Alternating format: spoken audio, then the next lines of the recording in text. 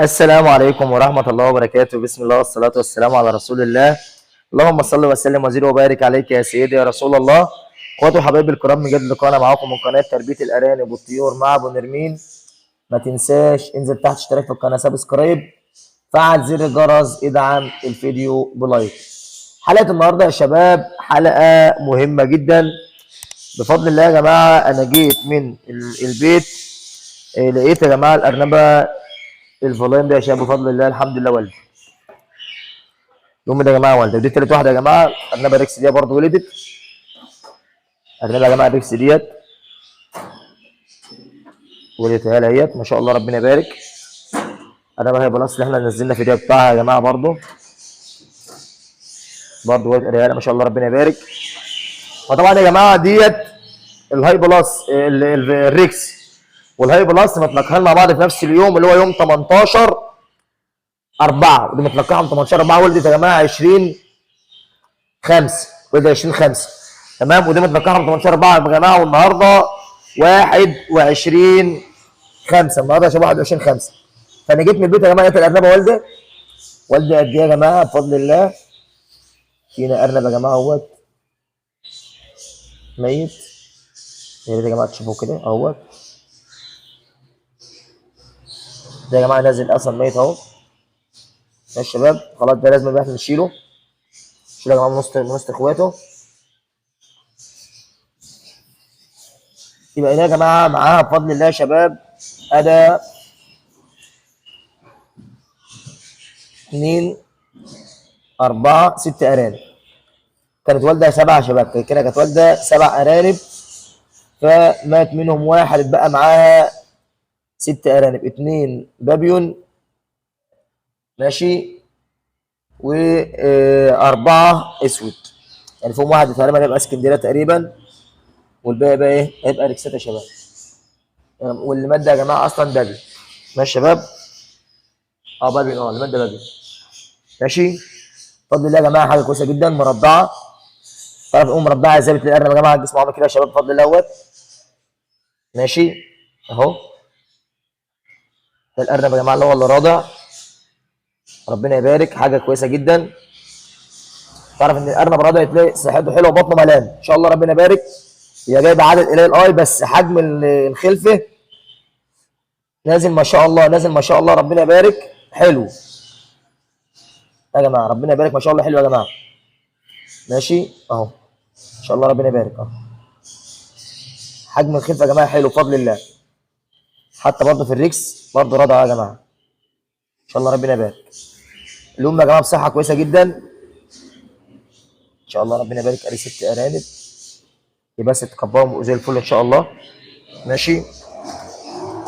ادي الام يا جماعه ان شاء الله لسه مكان الولاده الناتفه اهوت، يعني حتى معظم الشعر على الارض هنا على المشمع. ادي الام، ادي يا جماعه الام ريكس بفضل الله. وادي برضه يعني نطمن على عيالها ما شاء الله. راجعين برضه يا جماعه بطن الارنب ما شاء الله عامله ازاي. بطن الارنب مليانه يا جماعه بفضل الله يا شباب. راجعين ان شاء الله ربنا يبارك اهو يا شباب. ان شاء الله بطن الارنب فيها خير ان شاء الله اهو يا جماعه زي الفل ما شاء الله ربنا يبارك. برضه معايا 7 دول، 2 4 6 7 ارانب ما شاء الله ربنا يبارك. وادي يا جماعه برضه الارنبه الهاي بلس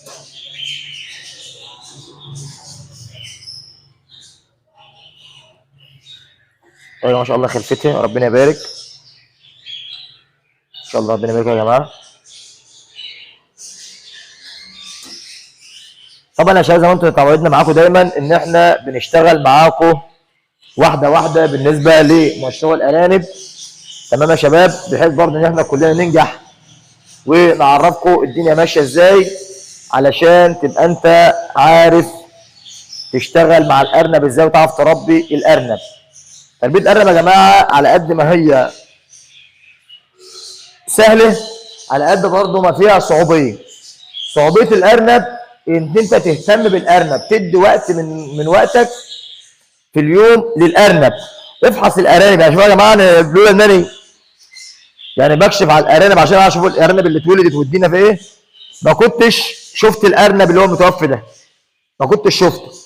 وطبعا ده لو كان قاعد يوم كمان او يومين كان ممكن يعني عمل انفجار، يعني ريحه وحشه يا جماعه في قلب العين، وخلى ريحه المكان وحشه وعمل دود وطبعا الارنب الام مش هتدخل على عيالها.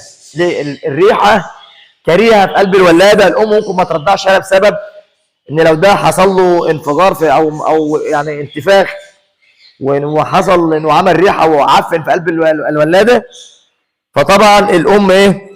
طبعا يعني الريحه هتنفر الولاده بسبب الريحه السيئه اللي هو الريحه الكريهه اللي جوه الولاده. فلازم تفحص الولاده، شوف فيه خلاص من اللي هو قطع اللحم يا جماعه بتنزل مع الاجنه الصغيره وقت الولاده، تشوف فيه ارنب لا قدر الله كده متوفي تشيله. يبقى انت لازم تبقى انت عارف انت شغال مع الارانب ازاي. حاجات مهمه جدا لازم ناخد بالنا منها يا جماعه ونركز فيها كويس جدا جدا يا شباب. وطبعا انا حبيت من خلال حلقه النهارده ديت اقول لكم الارنبه لما بتولد بتاخد ايه بعد الولاده. تاخد مضاد حيوي جنتاميسين او جنتاكيور، تاني يوم تاخد ثالث يوم نص سم ايفوماج مصري، بيراماكتين مصري، تاخد ضرب اليوم 2 سم كالسيوم. الكالسيوم فيه منه كالديماك، كالبروماك، امينو كالماك، كالماديكس. الحاجات دي كلها يا جماعه. بتاع الفيتامين ب 12 اللي هو الكافوزال، في كابوزال، فوتوزال، فيسفوزال، اليكس كافو، فيسفو بلس، كافوزال. انواع كتير يا جماعه من الفيتامين ب 12، اي نوع منهم بيقضي العمل وبيشتغل معاك. طب انت مثلا الارنبه ولدت ولقيت لسه بينزل يعني دم كتير من الارنبه بعد الولاده باستمرار، دم نازل على طول باستمرار، في الحاله ديت اديها حقنه فيتامين كاف. فيتامين كاف، الفيتامين كاف بيعمل ايقاف للنزيف، ايقاف للنزيف. وبعد الفيتامين كاف بديها الادويه يا جماعه. يبقى احنا كده ماشيين ايه بالتدريب عشان خاطر انت تشتغل صح وتنجح وربنا يكرمك. ولو اي حد كمان محتاج امهات بعيالها متوفر، محتاج امهات عشار متوفر، امهات بكاره برضو يا جماعه بفضل الله متوفر. حاجات ما شاء الله كويسه جدا، ربنا يبارك. طبعا يا شباب معانا القلم ولازم نكتب السجلات دي يا جماعه. النهارده 22 والنهارده 21/5 ودي متلقاها يوم 18/4، يبقى هنكتب كده اهو ولاده 21/5 ولاده. لو انتوا لاحظتوا يا شباب من تاريخ 18 ل 21 يعني 33 يوم. 33 يوم يا شباب، 33 يوم الارنبه ولدت لوحدها طبيعي، مفيش اي خلافات، مفيش اي مشاكل بفضل الله. 33 يوم الارنبه ولدت طبيعي، مفيش اي حاجه من الكبد. تمام. 33 يوم الارنبه والده طبيعي من غير طلق صناعي، من غير اي حاجه، الحمد لله. طب جسمي وجعني ليه؟ حاسس اني دايخ. فحبيت من خلال الحلقه النهارده يا جماعه اني اوصل لكم المعلومه. الارنبه لما بتولد بتاخد ايه بعد الولاده، ولو حصل لها لا قدر الله نزيف تمام بتتصرف ازاي بعد الولاده.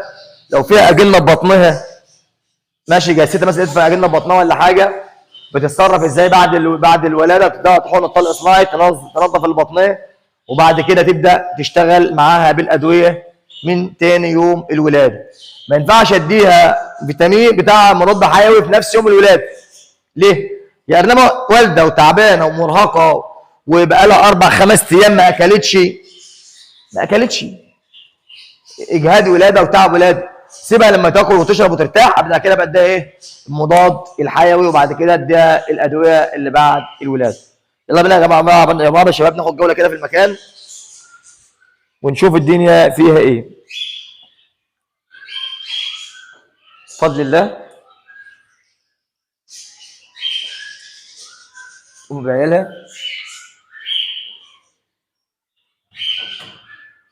ان شاء الله. ولا يا جماعه الام اللي والده ادي عيالها، ربنا يبارك. كل حاجه يا جماعه عندنا بسجلات اهي. دي كانت والده اول مره 1/4 تلقحت 18/4. والده كده بقى يا جماعه 21/5 على 33 يوم.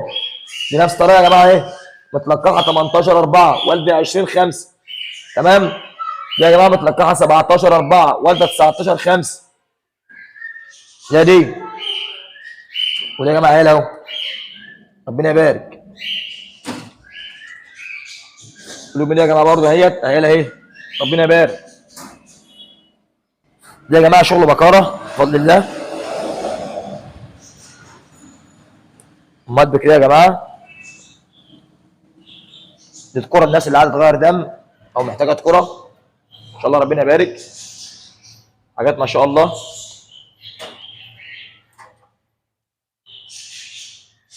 حلويات ان شاء الله ربنا يبارك. اسكندريه يا جماعه الجميل. سيلفر ان شاء الله. دي يا جماعه حته ريكس المان عشار ان شاء الله ربنا يبارك يا شباب.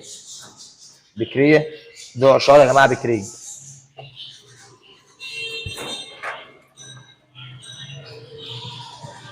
قفلوا يا جماعه السوسه تعالى. الارانب بتاعكم لان مهم جدا التقفيل. دي يا جماعه حته بابيون ان شاء الله برضه بكريه. حته دوتش بكريه. دي يا جماعه متلقحه امبارح. باب ده يا شباب ملقحينها امبارح 20/5. دي يا جماعه حته برضه عشار بفضل الله. سياميات عشار متلقحهم 8/5 عشار. دي متلقحه يا جماعه 16/5 ان شاء الله. برضه بكريه يا جماعه. دول برضه ذكر بلاين شاب والله ربنا يبارك. حركه 2 كيلو ونص يا شباب ولا حاجه. ودي برضه حته 2 كيلو معديه 2 كيلو يا جماعه نتايه برضه ريكس.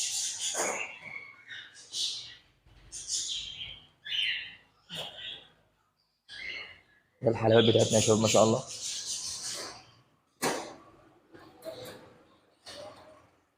ان شاء الله ربنا يبارك. حلويات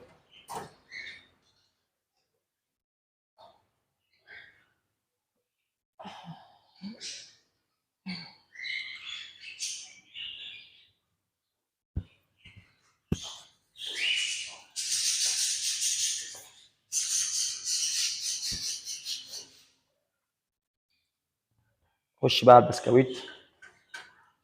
القطط الجميله ربنا يبارك.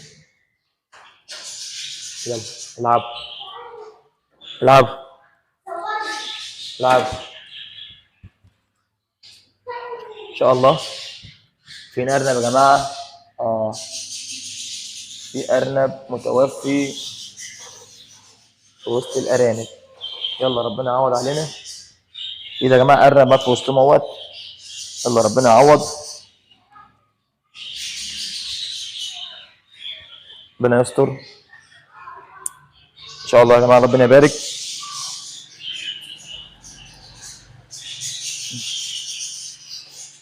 ان شاء الله.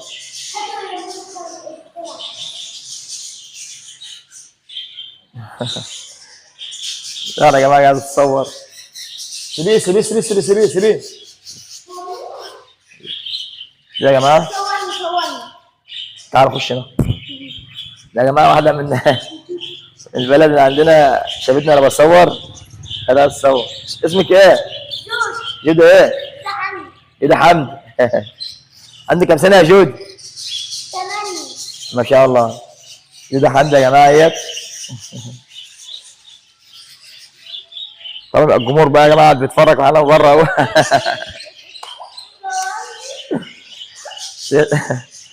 دي المشمع. دي اكسسوارات الارانب كلها يا شباب ماشي. ولادات علافات فرشه عرقوب فرشه بيت ولاده صوت الميه العصافير علف العصافير. كل يا جماعه ما يخص الارانب بفضل الله متوفر ادي يا شباب الكوكتيل ان شاء الله ربنا يبارك. وادي يا جماعه المحل بتاعنا، واحنا تحت امر الجميع. اي حد يا جماعه محتاج اي حاجه مننا، رقم التليفون للتواصل والاستفسار طبعا يا شباب، رقم التليفون للتواصل والاستفسار 010 28 35 9 195 175 010 28 35 9 175. طبعا دي كانت حلقه النهارده، اشكركم لحسن المتابعه. السلام عليكم ورحمه الله وبركاته.